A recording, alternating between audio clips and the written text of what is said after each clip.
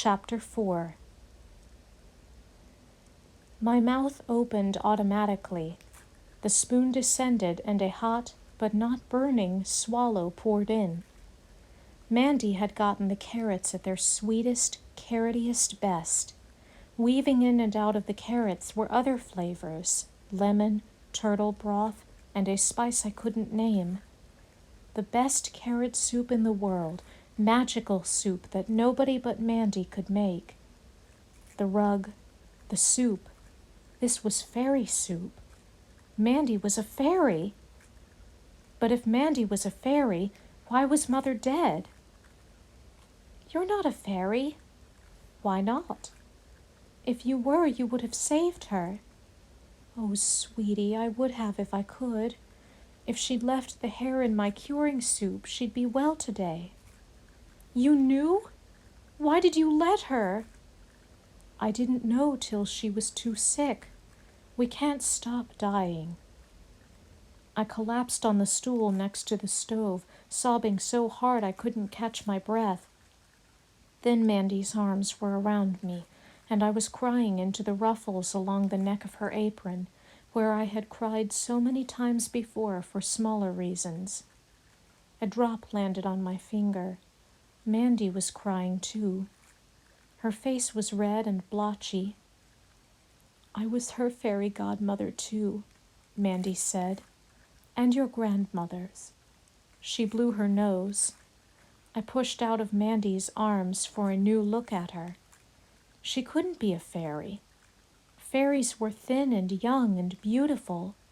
Mandy was as tall as a fairy was supposed to be, but who ever heard of a fairy with frizzy gray hair and two chins? Show me, I demanded. Show you what? That you're a fairy. Disappear or something. I don't have to show you anything. And, with the exception of Lucinda, fairies never disappear when other creatures are present. Can you? We can, but we don't. Lucinda is the only one who's rude enough and stupid enough. Why is it stupid? Because it lets people know you're a fairy. She started to wash the dishes. Help me. Do Nathan and Bertha know? I carried plates to the sink. Know what? You're a fairy. Oh, that again. No one knows but you. And you'd better keep it a secret. Mandy looked her fiercest. Why? She just scowled. I will, I promise. But why? I'll tell you. People only like the idea of fairies. When they bump up against a particular real-as-corn fairy, there's always trouble. She rinsed a platter. You dry. Why? Because the dishes are wet, that's why. She saw my surprised face. Oh, why is there trouble? 2 reasons mostly. People know we can do magic, so they want us to solve their problems for them. When we don't, they get mad. The other reason is we're immortal. That gets them mad too. Lady wouldn't speak to me for a week when her father died. Why doesn't Lucinda care if people know she's a fairy? She likes them to know, the fool. She wants them to thank her when she gives them one of her awful gifts. Are they always awful? Always. They are always awful, but some people are delighted to have a present from a fairy, even if it makes them miserable. Why did Mother know you're a fairy? Why do I know? All the Eleanor line are friends of the fairies. You have fairy blood in you. Fairy blood? Can I do magic? Shall I live forever? Would Mother have if she hadn't gotten sick? Are there many friends of the fairies? Very few. You're the only one left in Curia. And no, love, you can't do magic or live forever. It's just a drop of fairy blood. But there's one way it has already started to show. Your feet haven't grown for a few years, I'll warrant. None of me has grown for a few years. The rest of you will soon enough, but you'll have fairy feet, like your mother did. Mandy lifted the hems of her skirt and 5 petticoats to reveal feet that were no longer than mine. We're too tall for our feet. It's the only thing we can't change by magic. Our men stuff their shoes so no one can tell, and we ladies hide them under our skirts. I stuck a foot out of my gown. Tiny feet were fashionable, but would they make me even clumsier as I grew taller? Would I be able to keep my balance? Could you make my feet grow if you wanted to? Or I searched for another miracle. Rain pelted the window. Or could you stop the rain? Mandy nodded. Do it. Please do it. Why would I want to? For me. I want to see magic. Big magic. We don't do big magic. Lucinda's the only one. It's too dangerous. What's dangerous about ending a storm? Maybe nothing, maybe something. Use your imagination. Clear skies would be good. People could go outside. Use your imagination, Mandy repeated. I thought. The grass needs rain. The crops need rain. More, Mandy said. Maybe a bandit was going to rob someone, and he isn't doing it because of the weather. That's right. Or maybe I'd start a drought, and then I'd have to fix that because I started it. And then maybe the rain I sent would knock down a branch and smash in the roof of a house, and I'd have to fix that too. That wouldn't be your fault. The owner should have built a stronger roof. Maybe, maybe not. Or maybe I'd cause a flood and people would be killed. That's the problem with big magic. I only do little magic. Good cooking, my curing soup, my tonic. When Lucinda cast the spell on me, was that big magic? Of course it was. The numbskull. Mandy scoured a pot so hard that it clattered and banged against the copper sink. Tell me how to break the spell. Please, Mandy. I don't know how. I only know it can be done. If I told Lucinda how terrible it is, would she lift the spell, do you think? I doubt it, but maybe. Then again, she might take away one spell and give you another even worse. The trouble with Lucinda is ideas pop into her head and come out as spells. What does she look like? Not like the rest of us, but you'd better hope you never lay eyes on her. Where does she live? I asked. If I could find her, maybe I could persuade her to lift my curse. After all, Mandy could be wrong. We're not on speaking terms. I don't keep track of the whereabouts of Lucinda the idiot. Watch that bowl! The order came too late. I got the broom. Are all friends clumsy? No, sweet. Fairy blood does not make you clumsy. That's human. You don't see me dropping plates, do you? I started to sweep, but it wasn't necessary. The pieces of pottery gathered themselves together and flew into the trash bin. I couldn't believe it. That's about all I do, honey. Small magic that can't hurt anybody. Handy sometimes, though. No sharp bits left on the floor. I stared into the bin. The shards lay there. Why didn't you turn it back into a bowl? The magic's too big. Doesn't seem like it, but it is. Could hurt someone. You never know.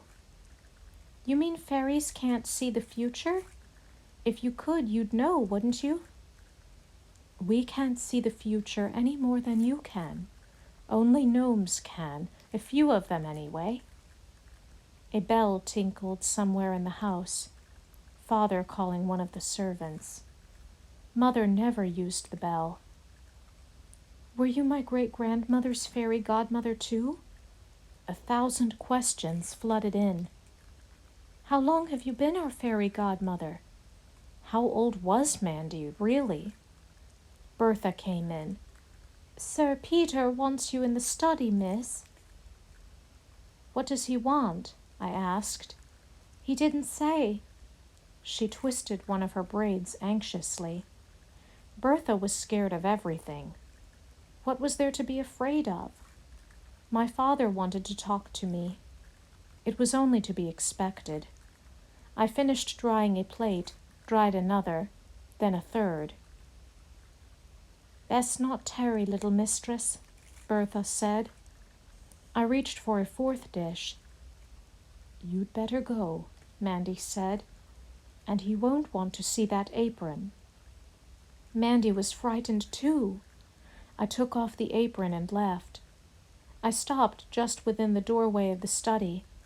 Father sat in Mother's chair, examining something in his lap. Ah, there you are. He looked up. Come closer, Ella. I glared at him, resenting the order. Then I took one step forward. It was the game I played with Mandy, obedience and defiance. I asked you to come closer, Eleanor. I came closer. Not near enough. I won't bite you. I only want to get to know you a bit. He walked to me and led me to a chair facing him. Have you ever seen anything as splendid as this? He passed me the object he'd had in his lap. You can hold it. It's heavy for its size. Here. I decided to drop it since he liked it so much, but I glanced at it first, and then I couldn't. I held a porcelain castle no bigger than my two fists, with 6 wee towers, each ending in a miniature candle holder. And oh, strung between a window in each of the 2 towers was a gossamer thread of china from which hung laundry. A man's hose, a robe, a baby's pinafore, all thin as a spider's web. And, painted in a window downstairs, a smiling maiden waved a silken scarf. It seemed to be silk anyway. Father took it from me. Close your eyes. I heard him pull the heavy drapes shut. I watched through slitted eyes. I didn't trust him. He placed the castle on the mantel, put in candles, and lit them. Open your eyes. I ran to look closer. The castle was a sparkling wonderland.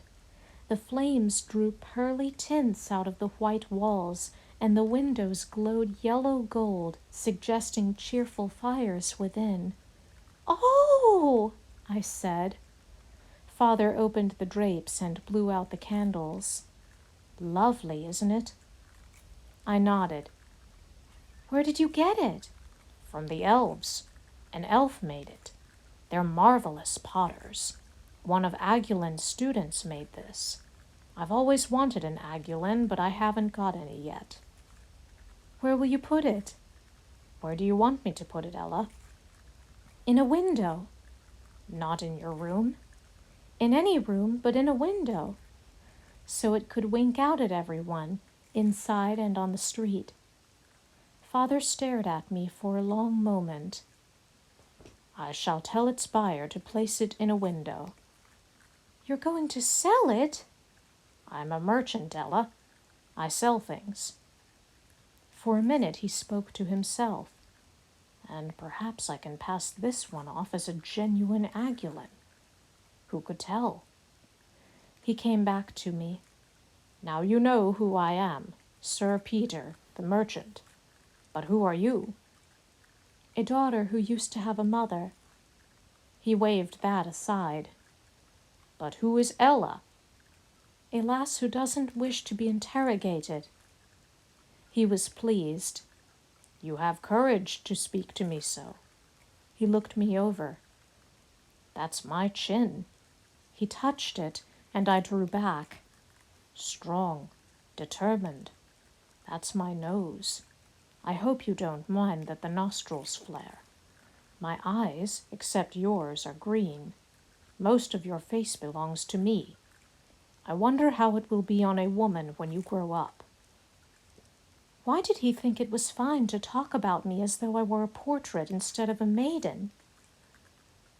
"What shall I do with you?" he asked himself. "Why must you do something with me? I can't leave you to grow up a cook's helper. You must be educated." He changed the subject. "What did you think of Dame Olga's daughters?"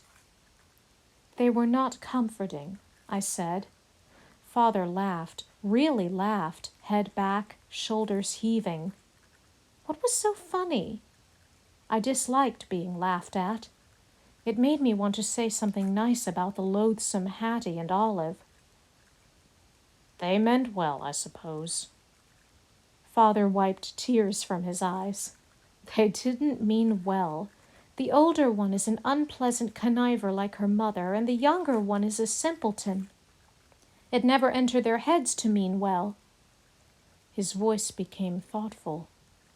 "Dame Olga is titled and rich." What did that have to do with anything? "Perhaps I should send you to finishing school with her daughters. You might learn how to walk like the slip of the thing you are and not like a small elephant." Finishing school? I'd have to leave Mandy. And they'd tell me what to do all the time, and I'd have to do it, whatever it was. They tried to rid me of my clumsiness, but they wouldn't be able to. So they'd punish me, and I'd punish them back, and they'd punish me more. Why can't I just stay here? "I suppose you could be taught by a governess, if I could find someone." "I would much rather have a governess, Father. I would study very hard if I have a governess." "But not otherwise?" His eyebrows rose, but I could tell he was amused. He stood and went to the desk where Mother used to work out our household accounts.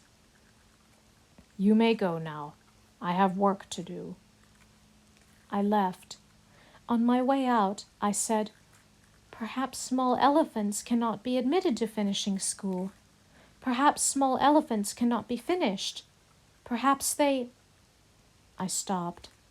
He was laughing again.